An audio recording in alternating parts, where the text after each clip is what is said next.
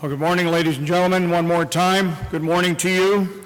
We just kicked off the Joint Warfighter Conference 2011 with the Deputy Commander of U.S. Cybercom, Lieutenant General Rooster Schmidl. Very, very important kickoff to this conference as cyber affects everybody.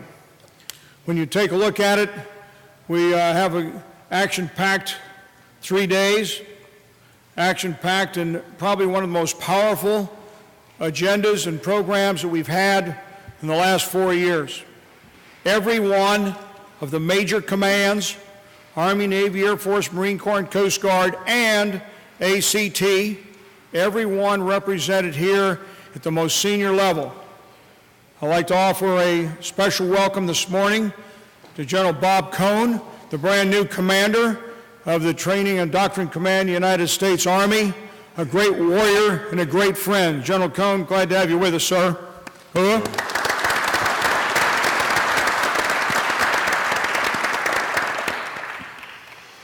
Looking ahead, what's working that we can use in full spectrum operations? Very powerful title, very relevant today, and more importantly than relevant today, relevant into the future. Whether you are a futures kind of person or you're building the bench for the future, this is a very, very important topic. I know that Major General Bob Scales is shown in the program to be the moderator for this conference. And I would tell you, since we're in baseball season, I would tell you that Bob is on injured reserve right now and progressing well. And I know he wanted to be here. We've talked. But I will tell you that if you were to talk about a pinch hitter, a designated hitter, Lieutenant General retired Bob Wood, former Deputy Commander, Joint Forces Command, he may be the pinch hitter, but there is no doubt in anybody's mind, but he himself is a starter. He himself is a starter. He himself is a warrior.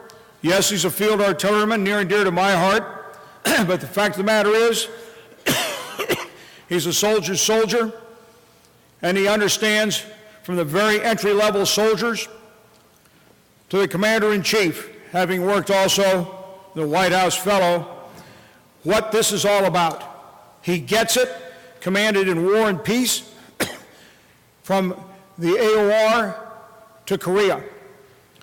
We are honored to have him and the distinguished panel speaking to us today, and I'm going to let Bob Wood introduce his panel. Ladies and gentlemen, Lieutenant General Bob Wood.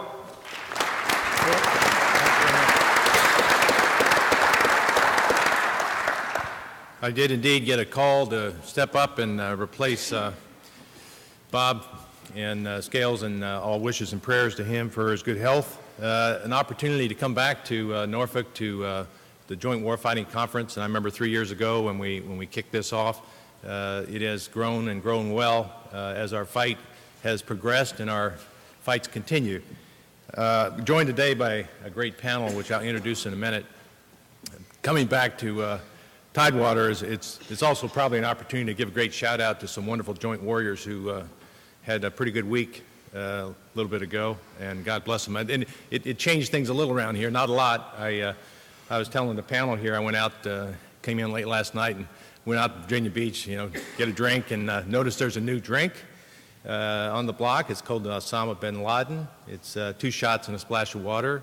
It's I don't quite understand the recipe, but it was okay. And God bless our troops. God bless them.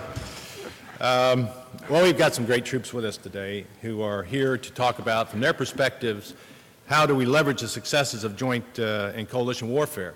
They've lived it, they've experienced it. Our experiences go back, frankly, to entry. One of our panel members from '64 to probably yesterday returned from the AOR.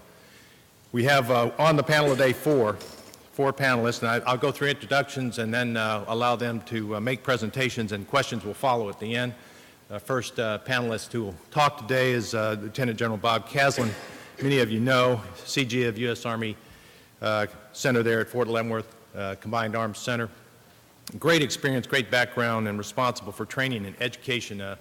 Really a generation of leaders collecting the dissemination lessons learned and really setting the path in doctrine and training and in education for a force that is really going through not only the fight we're in, but institutionalizing the lessons learned and the fights we may face in the future. Experience goes through numbers of commands in the past and will highlight, I think, the changes right in front of his new boss, some of the things that CAC is underway and undertaking, very importantly for our Army. He'll be followed next by Lieutenant General LtGen Hejlik, CG of U.S. Marine Corps Forces Command, right nearby here, responsible for the deployment and readiness, the training and warfighting edge of the Marine forces who are deployed to meet the COCOM requirements worldwide. Very important command, very important responsibilities, but here's a Marine entered as E1, 1968 in the United States Marine Corps, rose to rank of Sergeant E5, 1972 commissioned in the platoon leader course, and since has commanded at multiple levels within the Marine Corps. Most recently as CG 2MEF, but also the United States Marine Corps Special Operations Command. So he saw that transition within the Marine Corps and has key responsibilities for that. Looking forward to his comments as we look at what successes we can leverage as we look forward in this joint and coalition warfight. Next up, we've got Vice Admiral Krekich. He is a leader in industry and has been a leader in the United States Navy. As such, he last posting active was as the commander of surface forces in the Pacific, and then moved on to industry, where he was the president and CEO in the United States Marine Repair and then the president of BAE Systems Ship Repair. So he has seen not only war as it's fought in the 60s, 70s, 80s, and 90s, he has also seen industry as it's transformed and taken on the challenges and responsibilities to keep the warfighting edge. Looking forward to his perspectives as well. Final speaker is Bill Rew, Lieutenant General Bill Rew, right nearby from Langley, the Assistant Commander, Vice Commander, I should say, of ACC, responsible as well, like Denny, for the deploying, training, and the readiness of air power to support the combatant commanders, and very importantly, taking on responsibilities in ISR and information operations, information superiority, really looking at full spectrum from an airman's perspective, and we'll see that in his remarks. I know he's very anxious to talk about the lessons, but importantly, the advantages as air power and ground forces have welded the seam or worked to weld the seam between air and ground in the irregular fight. It is a fight that we have to pay attention to. It evolves. We had this full spectrum responsibility to talk about. We spent time before coming in saying, what is full spectrum, as we saw from each service. It turns out that 3 of the 4 here were Leavenworth graduates, so it was natural for me to just reach back to a FN 3.0 and look at what an Army perspective is, and I guarantee you'll hear a broader, better, and different perspectives as we go through the panel. But just to kind of set the doctrinal edge, now this will cause a lot of glazing, but I'll read the definition for full spectrum operations. The forces combining offensive, defensive, and stability or civil support operations simultaneously as part of an interdependent joint force to seize, retain, and exploit the initiative, accepting prudent risk to create opportunities to achieve decisive results. Now that's a long statement, and really the question is, how do you do it and how is it being done? And what successes can be leveraged from that idea of full spectrum operations across the range of military operations, with all the hybrid warfare and irregular warfare and all the terminology that's mixed in between, and the new domains that we heard General Schmidl talk about of cyber. How do we really get this fight fought, and what have we learned in this fight that can help us train and educate our leaders? How do we handle the threats that are emerging across this spectrum? What changes do we have to accommodate in COCOM priorities, as we would expect them to ask and need critical capabilities? And what skills, knowledge, and attributes are we looking for in the forces that we recruit, educate, train, and fight? Well, we have 4 experienced and different viewpoints. We'll hold our questions till the end. I'll take the prerogative of asking the first question, but I do, in fact, look forward to your responses. And so, without further ado, I'd like to have General Bob Caslen begin our panel discussion.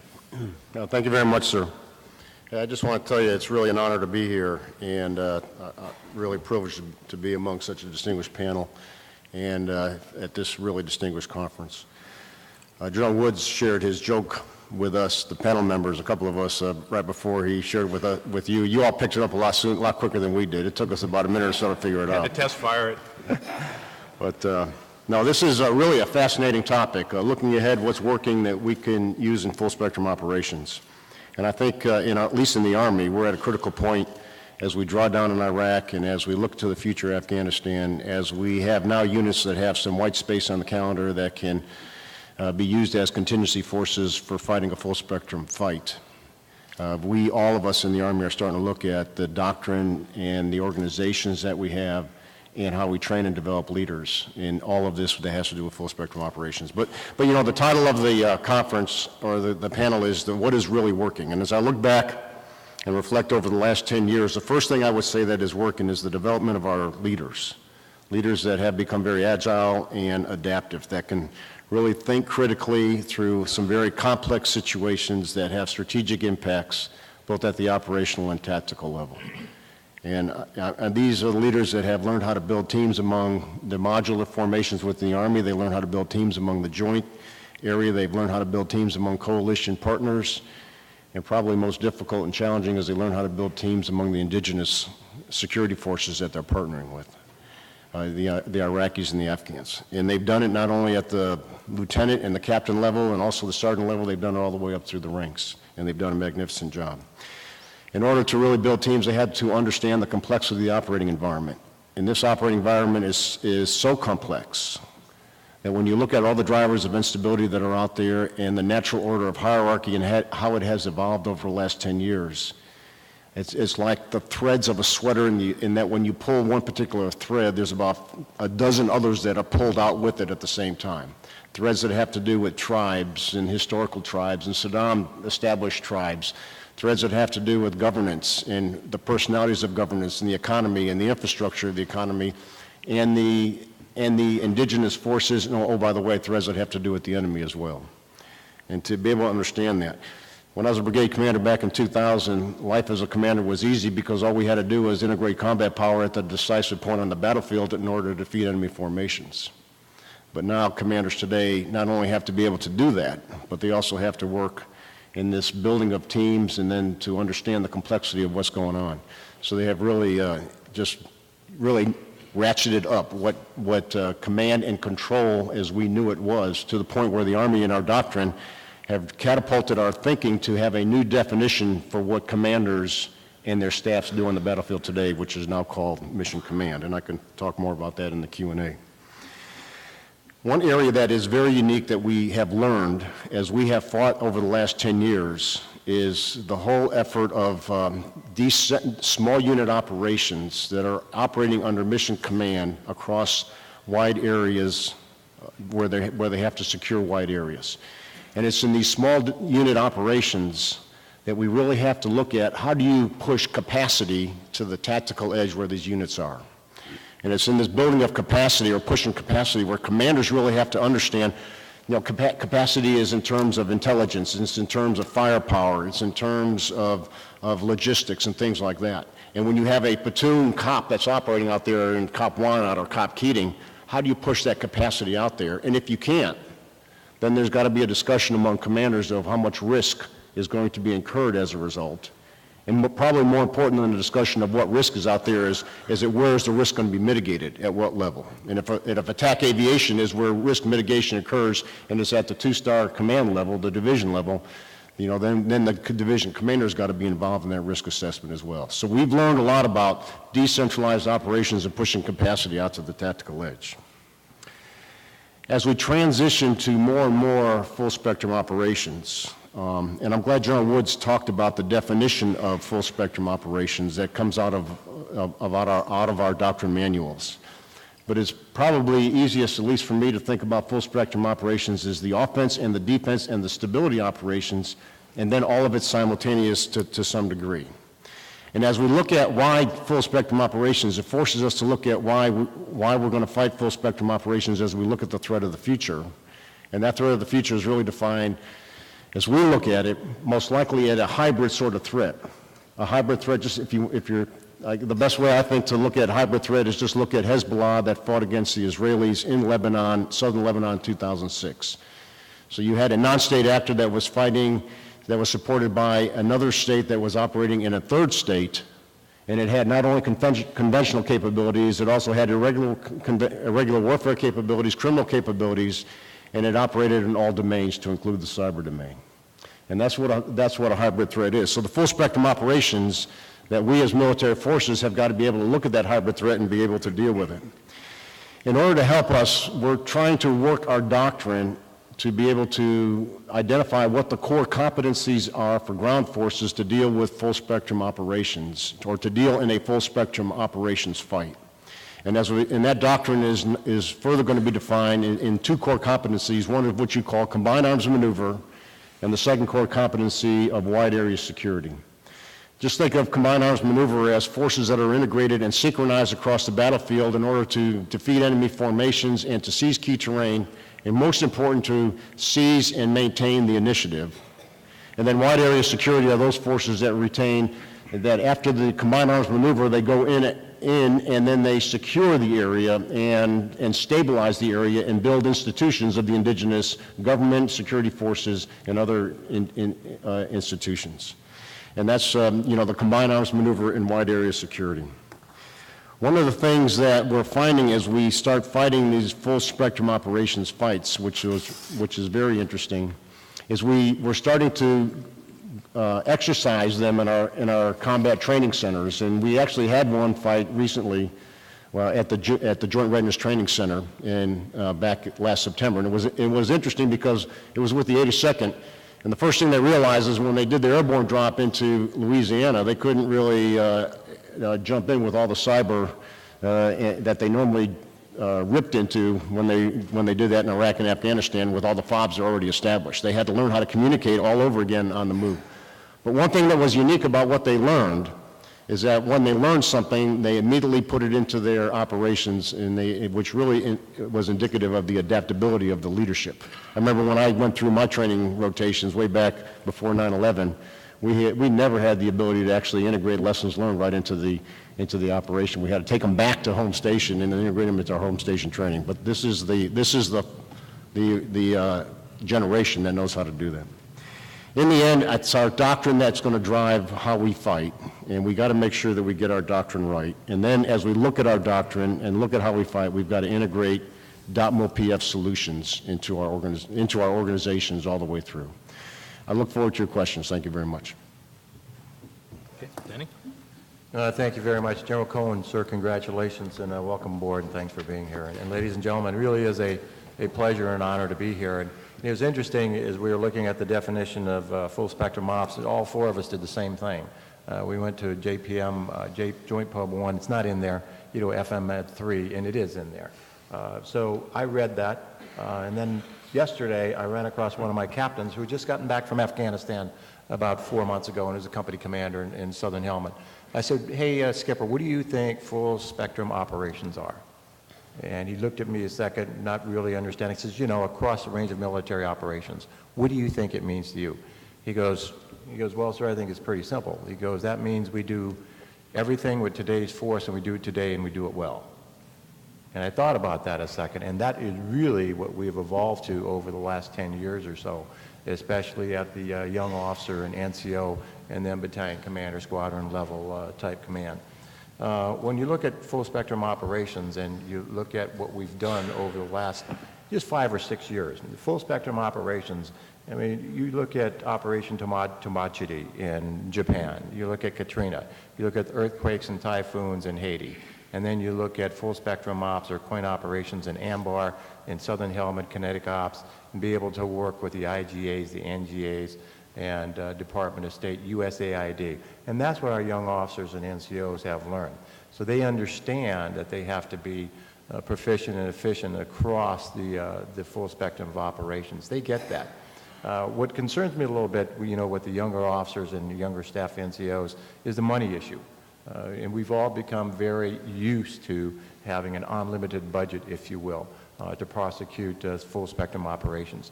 That's slowly going to come to at least decrease. It won't come to a halt, but it will decrease. So that's something I think that we need to be fully aware of.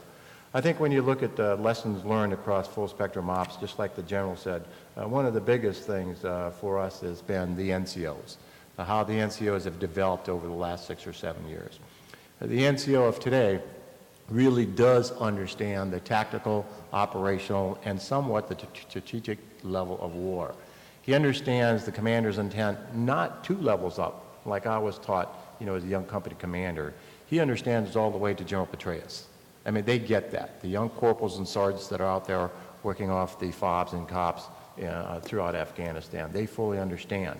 And they fully understand that the mistakes that they make really do have national and strategic implications. They understand that. Our young officers today, if you go into any of the TOCs or the Combat Operations Center, they have the same command suites that regiments had 6 or 7 years ago. It has become that complicated for them. So they've got to very much used to somewhat timely information, if not timely intelligence. They become very dependent on ISR, which is a good thing and it's a bad thing all at the same time. One of the things I don't think we've learned well, and I know that we'll talk about this a little bit, is cyber. What is cyber going to do to us as far as computer network attack and computer network defense? And that's something that we need to continue to work at. Training-wise, I think what's happened, and the General mentioned it, is I think training is getting ahead of doctrine a little bit, and we need to be very, very careful with that. We've been forced to, because the spectrum that we operate across is to make sure that, again, captains, colonels, and brigadiers and lieutenant generals really understand with the tactical and operational level of war. So if you look at the NTC and the Enhanced Mojave Viper on the Marine Corps side, I mean, they all get that and they understand that. But doctrine is lagging a little bit behind. So that's something that we all need to work at, I think, somewhat. And then logistics. I think logistics, the thing that we need to work on is logistics is an Achilles heel, if you will, in Afghanistan, because a lot of it is done through convoy operations. You all understand what that brings as far as risk. So we need to look very hard at unmanned aerial vehicles when it comes to cargo and resupply and issues like that. And that will make a big difference. So I really am looking forward to your questions. And again, thanks for having us here today. Okay. Good morning. I just want to make sure that you know that Bob said that 3 of the folks up here are Leavenworth graduates. I happen to be one of them. And I still remember the days of 2 up, 1 back, never send tanks without infantry, so that's my complete education for 1 year at Leavenworth. From the Navy side, I think what the Navy's going to look at and what the nation's going to look from the Navy to look at over the next couple of years is we're going to start going through, I think, a reorganization of what we look at overseas. In today's paper, for example, the local paper, you see that 5,000 troops, ground troops coming out of Afghanistan starting this summer. I don't know if that's going to be the right number or not. It may be 10,000. But I think you're going to start seeing a reduction, a big reduction in the forces we have in Afghanistan to go the reduction we've had already in Iraq. And then the ground forces, Army and Marine Corps, are going to start taking a look at themselves. What do we do over the next 5 to 10 years? On the Navy side, I think the next 5 to 10 years are going to look at how do we re-engage around the world? Because the defense military side is not just going to go in a standstill as we rebuild some forces and give some other forces a well-deserved rest. And I think that, quite honestly, I believe the Navy and the Air Force is going to start taking more of a lead as we see it going forward, especially in the next 4 years. That question then is, what do we do? And where do we go? And how do we balance the Navy? The Navy of today is not the Navy of 10 years ago. It's not the Navy certainly of 40 years ago. It's much smaller. You just can't put the number of ships together and send them where you want to go. So you got to pick and choose. The distances are still great. And is it right to balance the fleet 50-50 Atlantic and Pacific, or is it make more sense to maybe go 60-40 with the favoring toward the Pacific? And the forces that go with it. And then go through the political knuckle dragging of do you remove forces, do you remove a carrier from Norfolk and send it to San Diego or out to Guam or wherever you can send it? Does it make sense to do that from the standpoint of being able to get to the full spectrum in a timely manner. I also believe that, again, especially as the Marines start coming back in, how do we redo our expeditionary forces? I personally believe, and I can say this now wearing no uniform, I think that has sort of lapsed in the last 10 years because of what we've had to do. Do we have to go back to that, and how do we get back to that with some of the problems we have? And we have some problems of getting the ships ready, of getting back in that form and that shape. On the cyber side, I'm an old timer. I still have to read the book and figure out how to get through the internet and whatnot. But I always worry about who's out there that's going to take some of those magical moments away from us. There's some smart enemies out there, and if they're going to look up and they're going to say, if we get that satellite and that satellite and this satellite, or maybe just 2 of the 3, we've taken the GPS system down. And I recall in my younger days, trying to get from Hawaii to Midway. We found Midway. Our sister ship did not.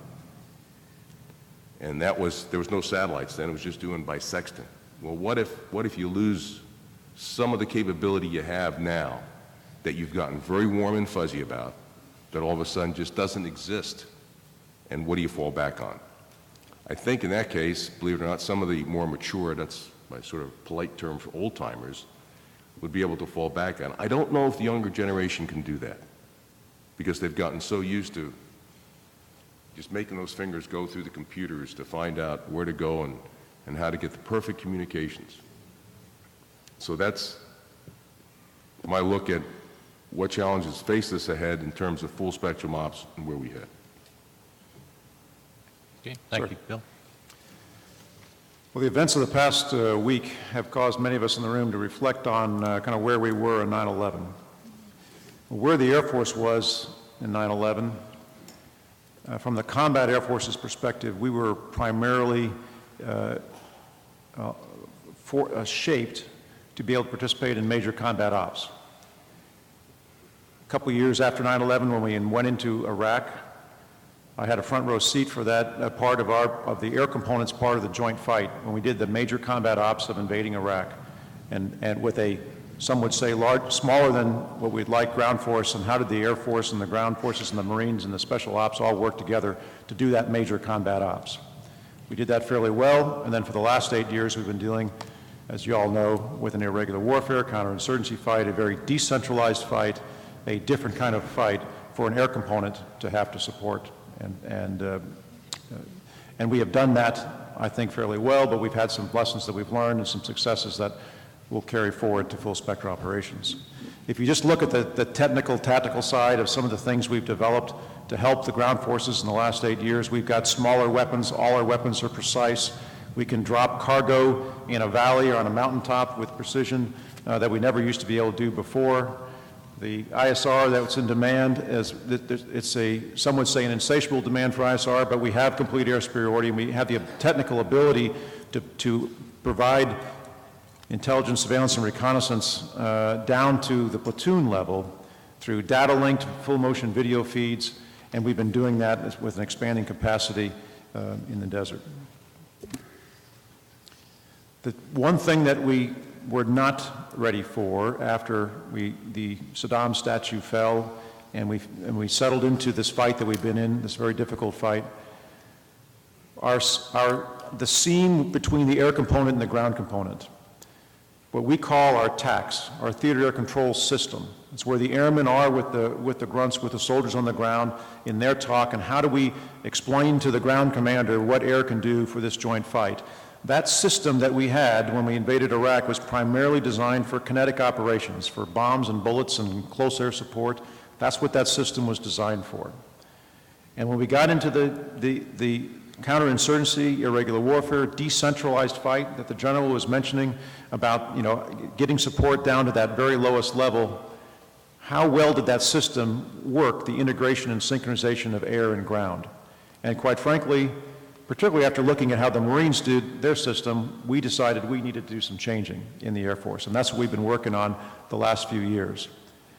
Because air-powered brings to today's fight, not only an irregular warfare fight, but also higher-end MCO fights. Air power brings more than just bombs and bullets.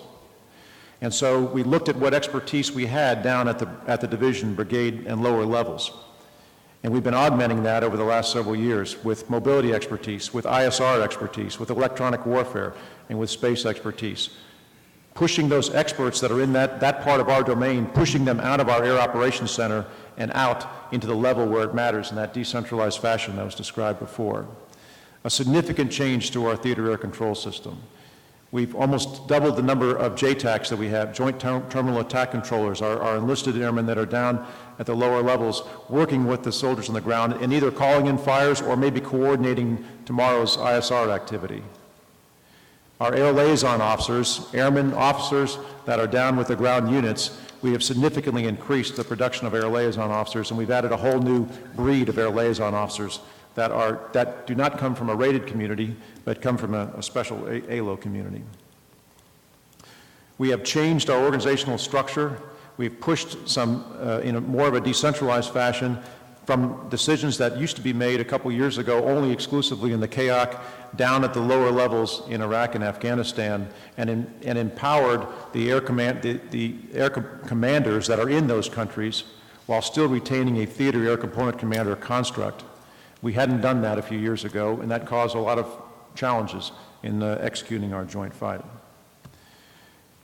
We mentioned Leavenworth. I had one of my best assignments of my life, but Leavenworth led 4 years ago a thing called JAGIC, a Joint Air-to-Ground Integration Cell. Quite simply taking an Army's TOC and an Air Force's ASOC, Air Support Operations Center, and putting soldiers and airmen sitting side by side with a common picture of the battlefield, common understanding of commander's intent, and being able to execute and not just deconflict rotary wing, fixed wing, surface fires, and unmanned vehicles, not just deconflict them, but truly integrate and synchronize those activities.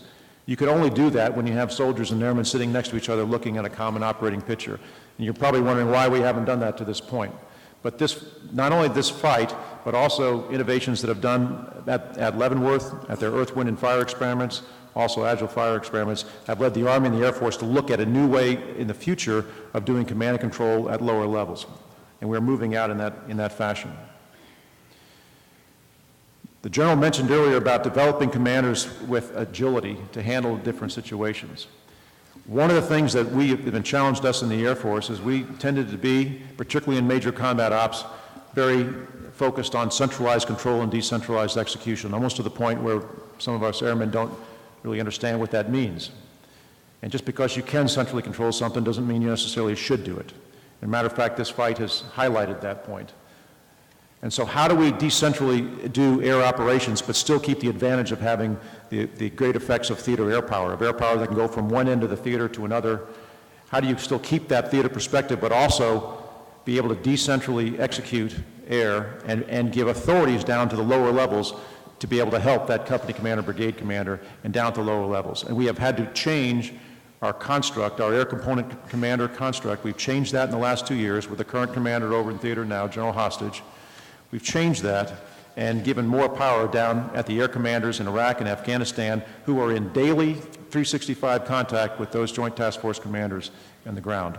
And that's a different approach to how we run the Air Component Command philosophy that is now coming out in joint doctrines, coming out in Air Force doctrine, and we're exercising that as we speak.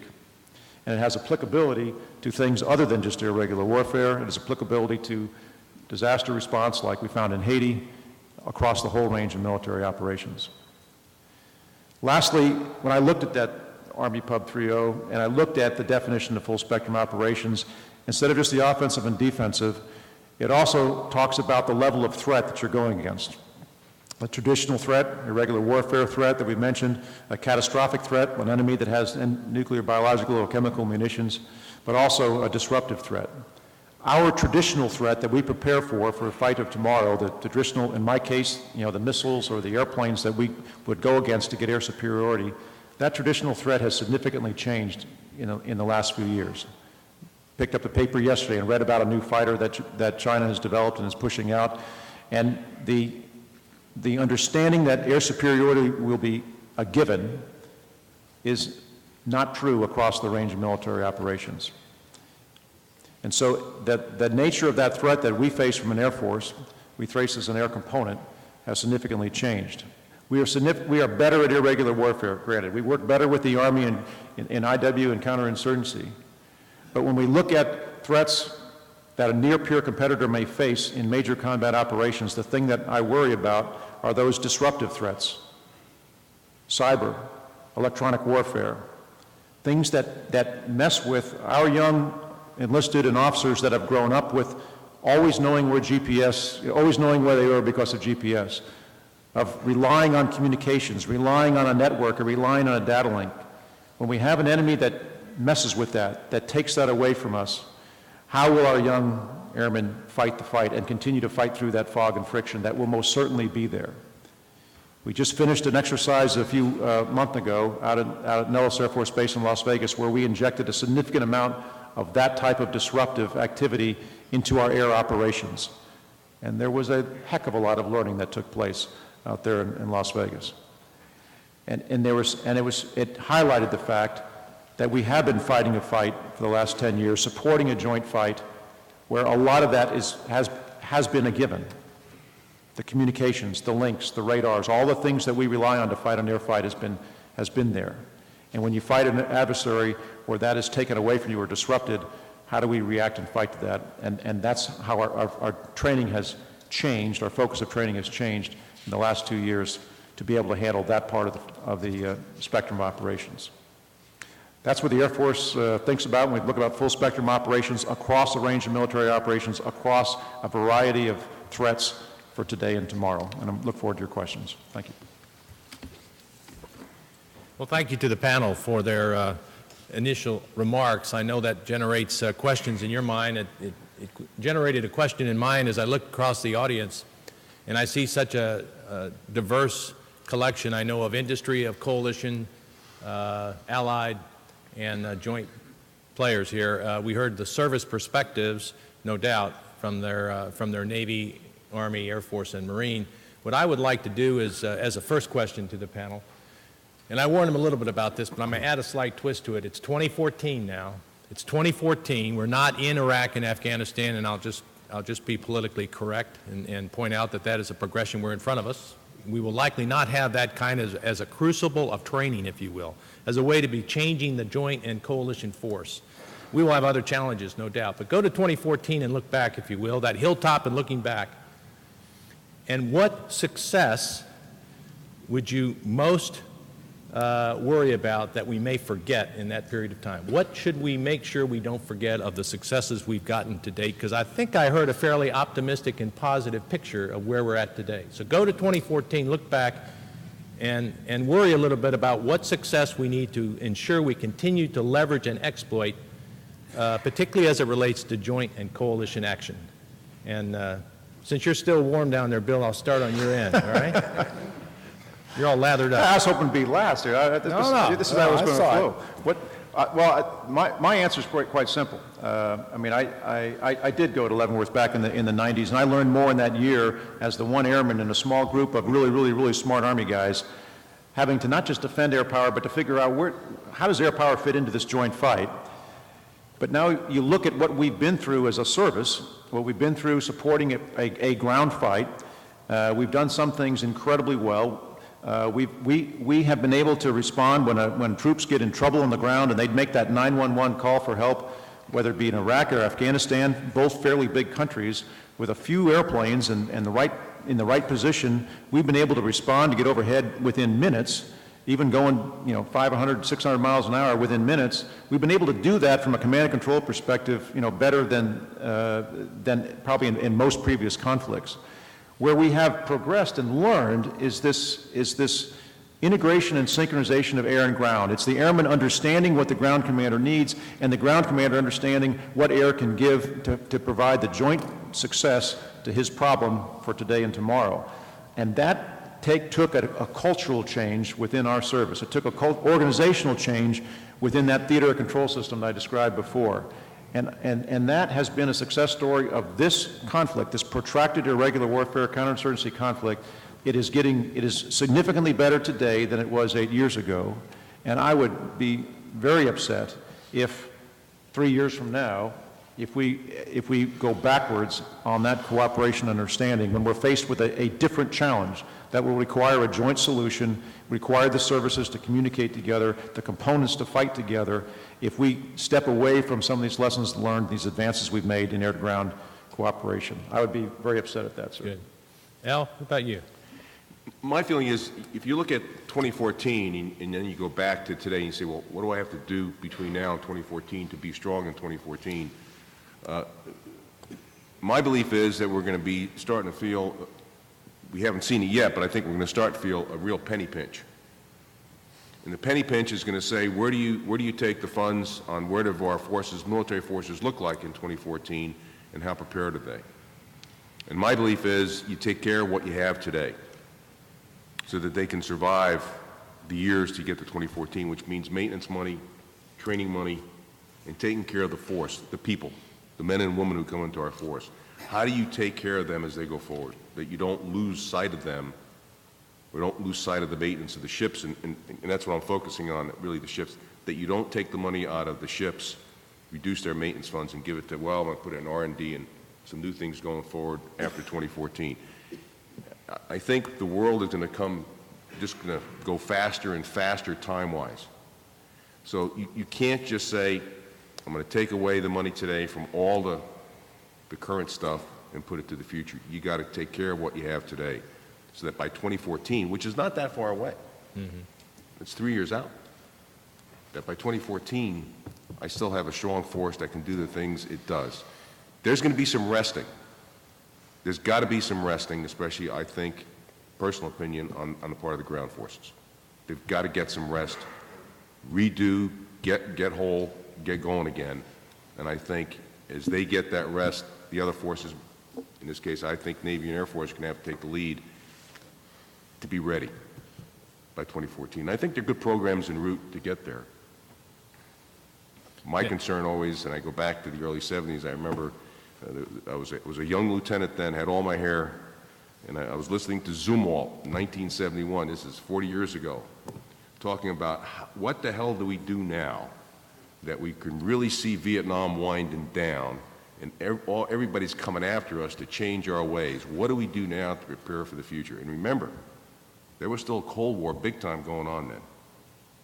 And they made the decision then of reducing the fleet considerably. We talk about a 290-ship Navy today. When I first got commissioned from the Naval Academy and went to my first ship, there was over 750 ships in the United States Navy. So it's a different world. We can't do that today. But we can't just say, okay, we're going to everybody takes a rest. It just won't work that way. So I think we've got to take care of what we have today. Maybe go slow on what we have for the future. We've got some fantastic systems out there. I don't think we have to reinvent the wheel. Just take care of what we have today, maintenance and training, and make sure we take care of the people. Denny, what do you think? 2014. 2014, first of all, if you haven't figured it out, I did not go to Leavenworth. Went to the College of Naval Warfare in Newport and turned out okay. 4 things, 2014, 4 things, and the Admiral mentioned one of them, but first thing I think is education. You cannot go back to the old way we educated our officer staff NCOs and NCOs. If you do that, we're going to repeat Vietnam all over again. And I was around during that time frame. You can't do that. The education process today, regardless of what service school you go to, whether it's, the basic school or the College of Naval Warfare or Carlisle, it's interactive and they're challenging. They're challenging. You've got to let your officers and staff NCOs and NCOs challenge the institution. Because if you don't do that, I think we're going to have an issue later on. Second thing is we're always going to fight coalition and joint. I think that's a given. I think we all understand that now. We fought going against joint for a long time, since Goldwater-Nichols, and I think we've gotten way past that. And I think we've gotten very comfortable now fighting joint and coalition. The third thing is the interagency. You've got to be able to fight and cooperate and integrate and coordinate and synchronize with the interagency. If you're a young captain out there and if you can't work with the USAID, you've got an issue.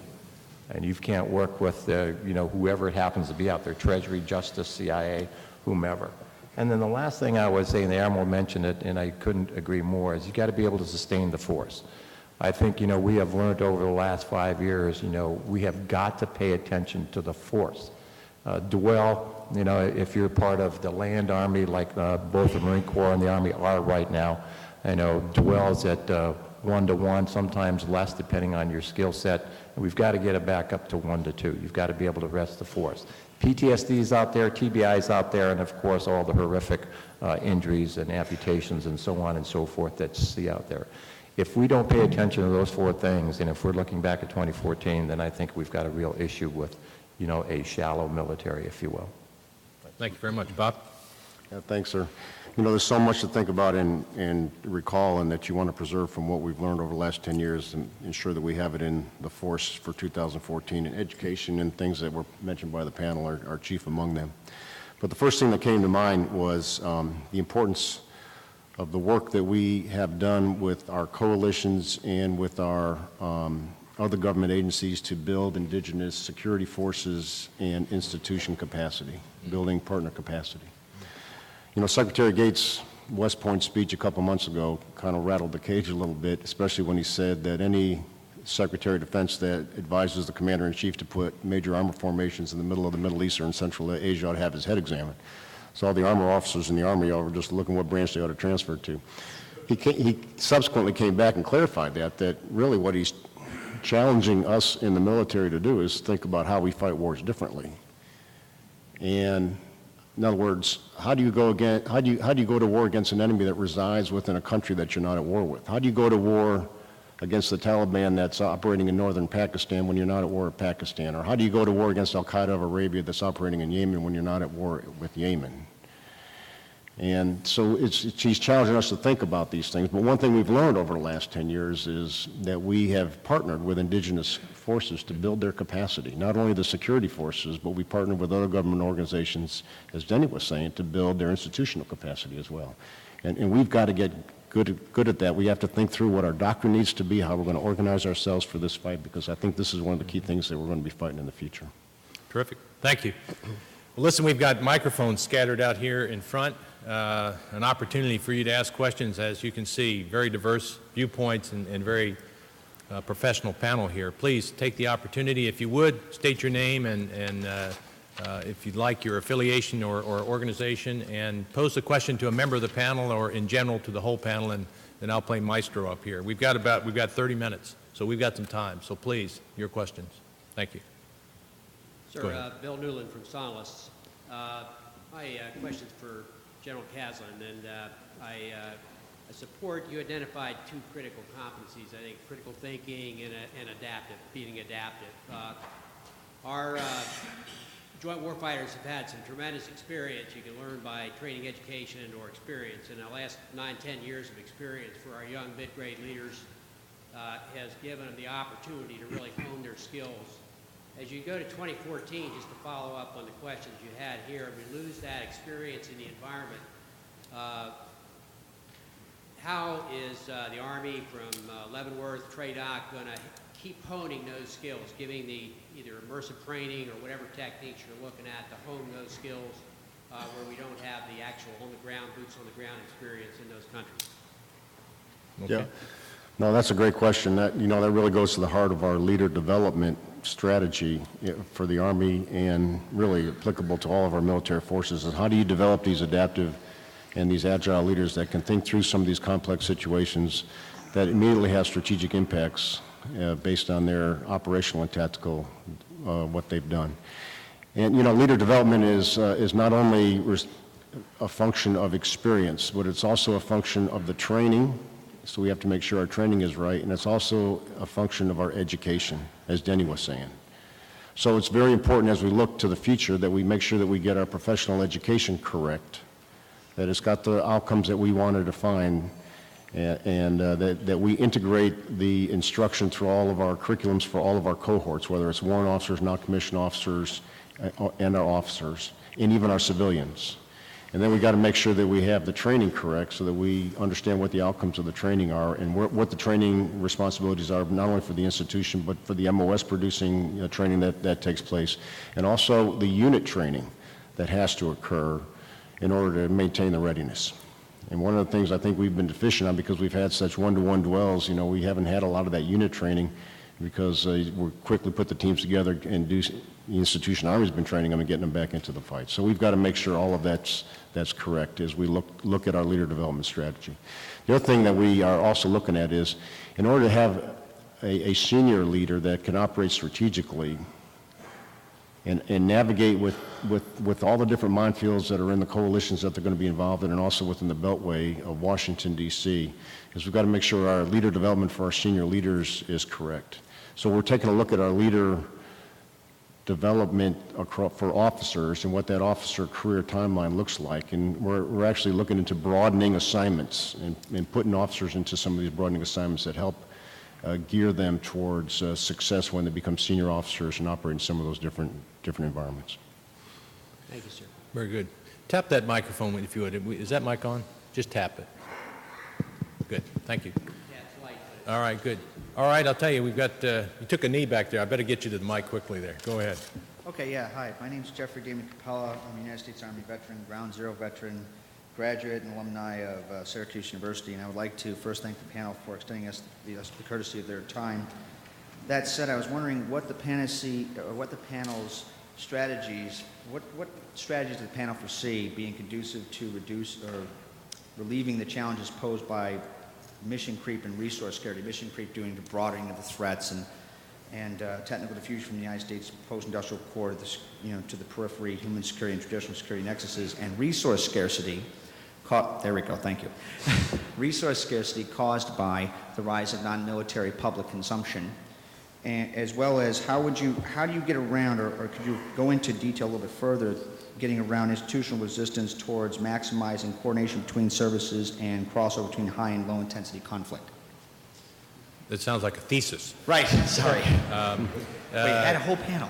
All right, you've got 4 people on the panel. Okay, so, Bill? No, you had it this time, man. You look like you locked that in. If you're going to make me do that, you got to synthesize that question, okay?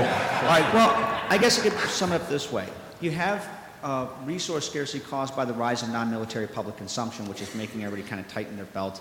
Maybe there's some things that you guys could use to different agencies that don't even have a military mission role in the idea that it offsets the rise of their costs and gives us more resources to do what we need to do both in high and low intensity conflict. Are there any ideas regarding that? I know that Bob talked about fighting wars differently and perhaps the fiscal constraints and the choices we face. Maybe there's something there that you might think about. Well, I thought there was an advantage to being on the end. So, I'll tell you,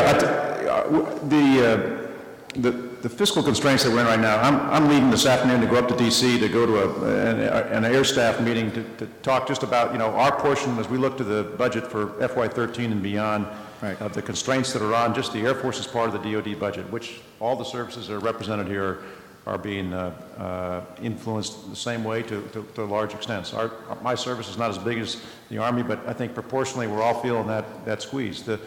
The call for the Secretary of Defense for efficiencies, assumes that we have some level of inefficiencies in our current structure, that we are rapidly looking at our organizational construct and where we have our forces. For us, for my service, you mentioned mission creep. My chief of staff is pretty clear about what our mission is in supporting the joint force. So we have changed, as I mentioned before, on the irregular warfare. Okay, you're shaking your head, so I'm not going for where you're going for. So let's. What I'm saying that non-military public consumption, Social Security, Medicare, Medicaid, they could learn a lot of things from the things you learned regarding organizational efficiency, which would alleviate the resource scarcity caused by the rise of non-military public consumption. Have you ever thought about, well, for example, think of ARPANET. ARPANET was the beginning of Internet. Internet sat there and has all these positive spillovers to other areas that have nothing to do with defense. I'm saying maybe you guys, is there any thoughts by the people on the panel of leveraging current efforts of the military to sit there and help non-military public consumption to become less, like to minimize the rise of their costs, so we have more money to do the things that we need to do here? So military working with the non-military sector and right, encouraging them to be more efficient. Right. teaching translating them the ideas. lessons you learned. Ideas in their direction. Let me chime in. I'm the only guy not wearing a uniform here. I think, as a nation, we got to reduce spending for certain selected areas. I'm not sure that that money that we save necessarily is going to go to the military, but we're watching a debate right now go on with Medicare. I'm a Medicare guy. I'm on Medicare. I mean, I'm over 65, so that's where I am. Are there inefficiencies in that system? You're absolutely right. I don't know what anybody in uniform can do about that. I would say out there, looking at those wearing a civilian uniform, you vote in November, continue to vote, and continue to raise the flag and say, what the hell are you doing with my money? It's my money that I'm giving you.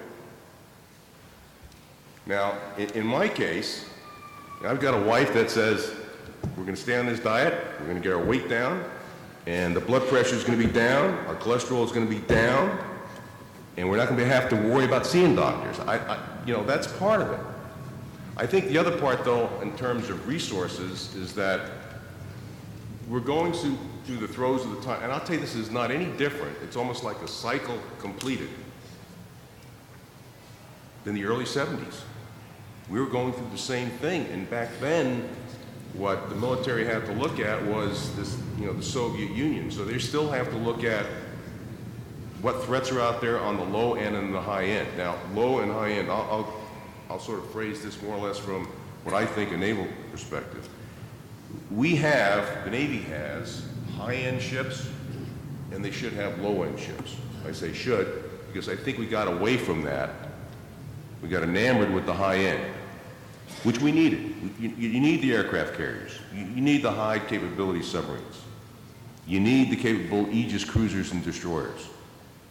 But you also need some at the low end that can go to countries that perhaps Aegis or carriers are overkill for. So you need something like, quite honestly, an LCS.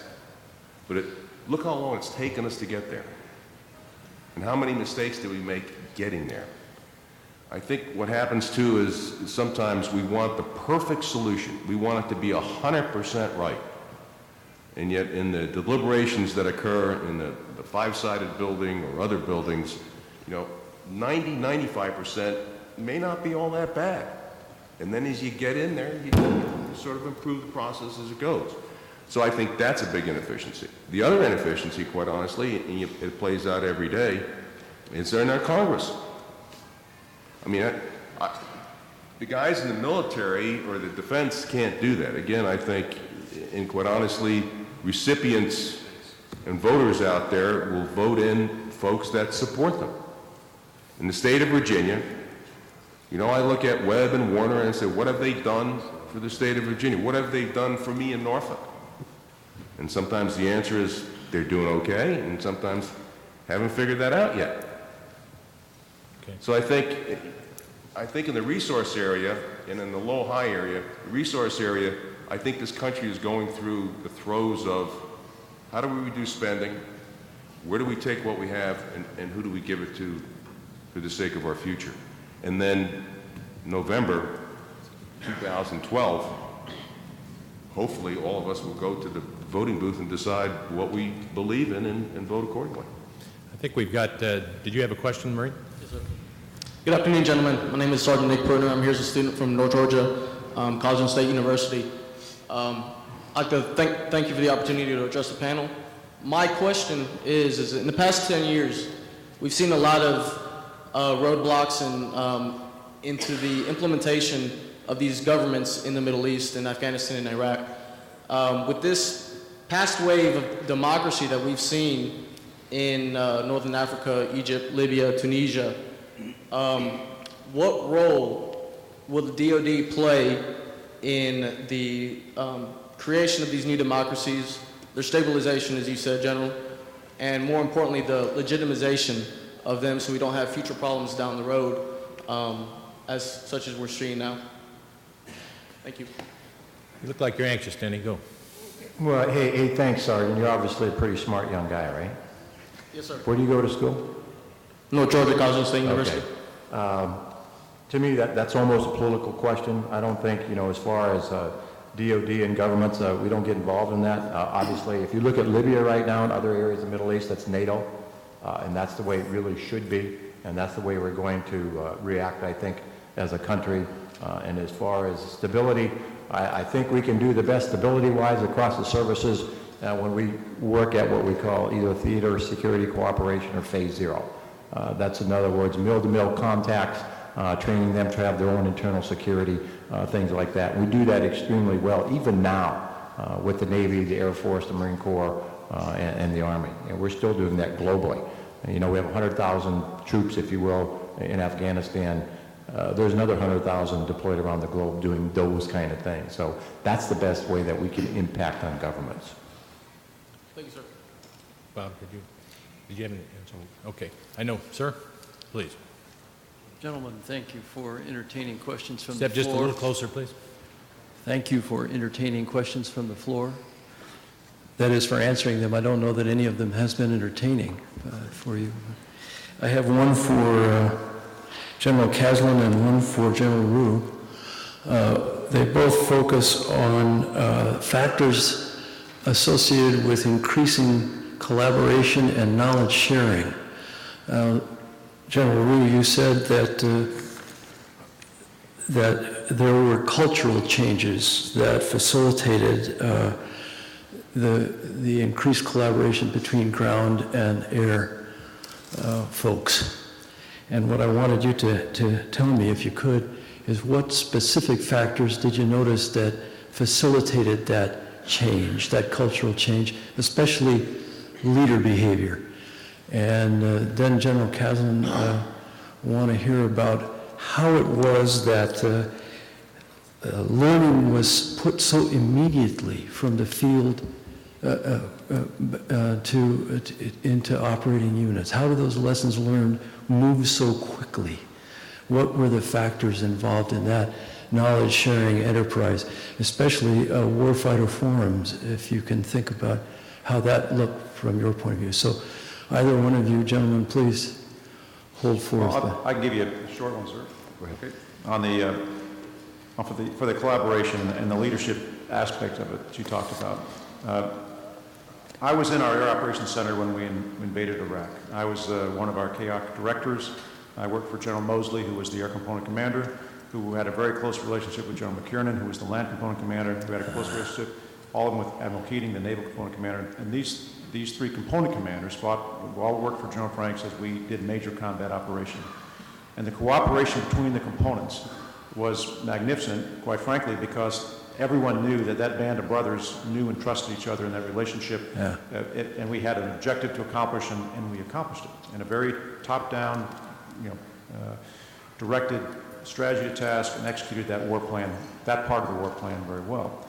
When the ground forces had to control and stabilize the situation, and before the counterinsurgency operations started coming up in full, we were protecting, pipelines and other roads and other lines of communication. As that settled into a different kind of a fight, a more decentralized fight, part of the friction that developed was between the air component that had done this centralized thing so well and executed 2,000 sorties a day in support of the joint fight, now had to support a very decentralized fight, the fight that the general was describing, down at the company and platoon level. And how does that air power, whether it be ISR or a bomb or a bullet, how does that get down there? And our organizational construct of having one air commander, if you will, for a whole theater, Iraq, Afghanistan, Horn of Africa, and the countries in between, and theater security cooperation of those countries, having one three-star general air component commander in charge of that whole thing. That was our construct. How well did that blend with the fights that were going on the ground in Iraq? You're shaking your head, and I'll shake it with you. It did not. Didn't blend. And sure. it did not. And we were slow to recognize that as a service, and we have changed that. But that was a cultural difference. A cultural between how we were trying to portray air power, and our goal was to integrate and synchronize air, and everything that the ground was trying to do. It was difficult for the ground to understand that when we weren't there. But if I heard you correctly, it was the relationship between senior leaders and their ability to trust one another and share a common vision for some kind of outcome that facilitated that. Is that correct? you didn't say anything about academic freedom here. It is on the record, I don't know what to tell you. I think for anyone that was there during those years that you're describing, I think that there'd be many that would agree with your assessment. Well, And I think that was recognized, and my service and my component have changed in the last 2 years because of that cultural friction, and to me it's a understanding. I mean, I mentioned Leavenworth not just because I was sucking up to the speaker, but because I had to explain air power to really smart Army guys every day as the one lone airman in this small little fellowship, and not only that, I had to understand where they were coming from, and I only got that because I sat next to them every day. I was there. And when you rely on virtual presence, and when that perception is actual absence, you know, I'm there about 2,000 miles away, and I'll talk to you on a phone or BTC. That doesn't always work. And I'm a technology-based service, and so we like that kind of stuff. But sometimes it's all about the relationships. It's all about that trust and relationship between the commanders, and you only get that, in my case, when you have an air commander that's forward, that has the trust and the personal relationship with that Joint Task Force commander that say, what do you need from the air component? I'll get it for you right now. What aren't we getting for you? And our organizational construct for a good number of years did not engender that feeling, in my opinion. well, We have made that change at the highest level. About 15 minutes. Let General Caslen answer the second question you posed. please. thank you. Yeah, hey, sir, thank you very much for your question. About lessons learned and how we integrate that back into the force. So quickly. We have to do that. And because really, what we're finding in the Iraq-Afghanistan battlefield is that it's evolving quickly. And because it's evolving quickly and the operating environment is modifying and changing, we have to make sure that the units that are getting prepared to go back into theater understand the changing of the evolution of the battlefield, and then they understand the lessons that are working, the doctrinal principles, and then how to apply that doctrinal principle in tactics, techniques, and procedures. In the lessons learned, in the Center for Army Lessons Learned, we're trying to transform it so it can do exactly what it's due. Its main purpose is to capture lessons, inform doctrine, and push it out to the training base so that the training centers will capture those lessons and then be able to train forces that go back into theater. And it's got to be done quickly. In order to capture the lessons, the traditional way has always been to have the spotters that are out there integrated within the units and would capture lessons, and then they would write pamphlets, and then the pamphlets would be distributed based on requests, pushing them down.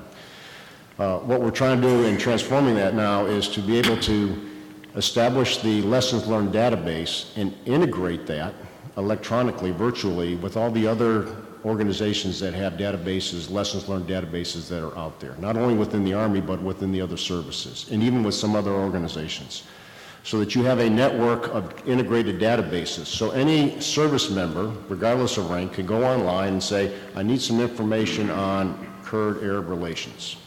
And it doesn't matter where it comes from. It does its search like a Google search, and boom, all of a sudden, there's a whole display of information that they have to do.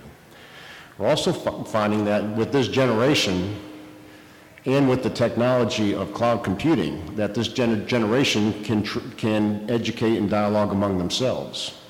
So what we try to do is set up lessons learned forums so that soldiers or service members, regardless of what that forum is, that they can have a discussion among themselves.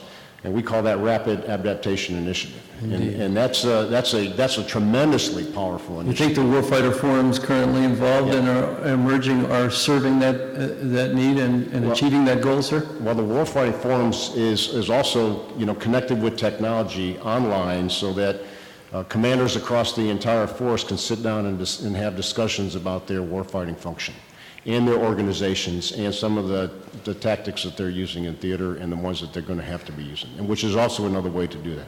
Utilizing technology to be able to transfer the flow of information and lessons learned. But the overall purpose is capture the lesson, inform doctrine, push it out to the training centers so our units can train so that they can be prepared for what they're going to do in theater next. So while that's going on, Thank you, sir. Got 8 minutes and two more questioners, and I'd like to welcome General Odierno, please. Thank you for coming to the forum today, and we'll finish with these two questions. Thank you. All right, thank you, sir. My name is Frank Richardson. I'm a retired Air Force colonel. Came into the Air Force in 1974, and one of the challenges back then was draw down the forces. We talked about the 2014 scenario where we're going to bring troops home, the big lessons learned. I think training and education is a big part of what we need to do going forward. I think also the big challenge, and that's what I need input from the panel, is cultures, language skills. I think that's the biggest challenge for us as Americans and U.S. forces, is the fact that we don't teach languages and politics and history and things like that in our schools anymore. And I think part of the leadership in the military and the operations overseas needs to bring that back to our educational system. How do you folks feel you can influence U.S. actions going forward as a nation to bring the best of America from values and an institution standpoint to future operations? I know General Caslen runs a very large school complex and does a lot of training and education and thinking on that, so let me ask you to offer an answer. Okay, I'll be brief in the interest of time. First of all, we recognize the tremendous importance of not only the culture, but how it's integrated with the foreign language. I mean, if there's one lesson that we learned that's paramount about building teams is the relationships we have to have within these teams. And you can't have a relationship unless you understand the culture, the drivers of instability, the natural hierarchy of order, and all those sorts of things. And you just really got to understand it. That has forced us to look at culture and foreign language from a strategic standpoint in 3 lines of effort. The first line of effort is that, for our officers anyway, is before their commissioning, is an emphasis on foreign language, not only in like at West Point, but also in our OTC as well. So the development of foreign language, so that you start acquiring a base of understanding why languages are important and the sensitivity to the culture affiliated with it. The second line of effort really is a lifelong learning through professional education. So all of our education curriculums for all the cohorts are looking at culture and foreign language and how you integrate that into the education piece. And the third piece is really specifically targeted for units that are for pre-deployment training. And a good example of that is the AFPAC HANDS program. And so, there's some organizations that we have within the Training and Doctrine Command that will push out to the units that are getting ready to deploy, so that we can get some of their soldiers up to speed on a foreign language, but also not on the foreign language, get the organization up to speed on the culture. So that's kind of how we're addressing it, but we recognize the importance of it. I know the Marine Corps has some interesting work going on in that area. I would just offer a quick response. It's, the lines of operation are pretty much the same. If you're a battalion commander now and you're going forward into combat, your requirement is base of close to 300 hours of language and culture before you go forward. And that's tested at what we call our Enhanced Mojave Viper out at 29 Palms. And like the General said, we're stressing that with our young officers, especially the ones that are still in college through the Platoon Leaders Program, ROTC, so on and so forth. We're stressing that. And then to sustain that, we test yearly because I think you have to. And obviously, there's money involved in something like that. But if you can't sustain that language and culture, by the way, I think culture is actually the bigger piece of that, because you have to understand, the culture of the area that you're operating in. If you don't, you can have the best language skills or the best interpreters. It's not going to work for you. So we're working both culture and language, especially at the junior officer and then battalion commander level. Thank you very much. Thank you for your service. All right. Thank you. And our last questioner, please. Yes, sir. George Nicholson from Strat Corp. The question, I guess, we'll start with General Rew. About a year and a half ago, General Norty Swartz, the Chief of Staff of the Air Force, and Admiral Ruffhead started their initiative for the Air-Sea CONOPS, indicating that there'd be a significant outputs from that influencing what the force structure of the future is going to be. For General Caslen, along the same thing, the Vice Chief of Staff of the Army talked about lessons learned out of the portfolio review, how that's going to impact the future. Both these initiatives, what's happening, they indicated there would be unclassified outputs coming out of it, but also how's this going to input the upcoming roles and missions review. Thank you. I'll be quick. I've spent a lot of time talking about Air Force and Army and how we progressed in the last 8 years. You mentioned Air-Sea Battle, Air-Sea CONOPS, an initiative that started about 2 years ago in the Pentagon between the Air Staff and the Navy. A lot of it is classified, but I can tell you the same philosophy that I've been talking about all day today on how the two services work together with a constrained force, with a constrained set of resources against a full spectrum of threats. The Navy and the Air Force, as was mentioned by the Admiral, we face a different kind of a challenge, and when we look at threats like China or countries that have products like that they distribute, that challenge is significant. And for the Air Forces and the Naval Forces to work together, for us to be able to assist them in sea domain control, for them to be able to assist us in air superiority and work together, it's the only way we can do it. So there's there's weapon systems integration. We're both buying the Joint Strike Fighter, but it's also about our tactics, techniques, and procedures that we're developing against this new threat. In addition to the irregular warfare, but looking at the high end, we have significant growth to do, and we're modeling that cooperation after what we've been doing with the Army. Thank you. Hal, did you have thoughts on that? Pass? Okay. Anyone else? Well, listen, thank you very much for your questions. When you listen to our panel today, I think you've heard some great professionals describe their own service perspectives and the joint and coalition aspects of it, and thank you for the response and the agility in those responses. I didn't hear a lot about technology solutions. I heard a lot about the human dimension, about education, training, and leadership, and it's really not a great surprise. But importantly as well, those personal relationships. So I want to encourage that at lunch today and get after those personal relationships, allow you to go eat, and thank you all for your attendance, your questions, and frankly for the support of this forum. Thank you very much.